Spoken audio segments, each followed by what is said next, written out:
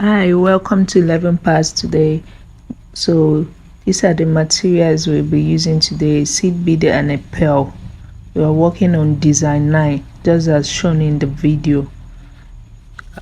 So first, you just pass your thread from beneath the fabric, pick a pearl and a seed bead. You push it down, both of them, then you separate the seed bead from the pearls. Down, push your needle down. Is almost similar to the first design we did with sequins.